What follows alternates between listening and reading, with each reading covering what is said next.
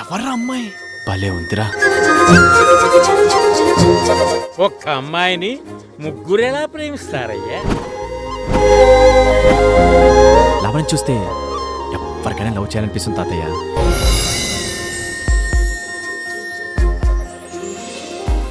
ఆ కాలంలో ద్రౌపదిని 5గురు ఎలా మనసు పడి మనువాడారో అనుకునేదాన్ని.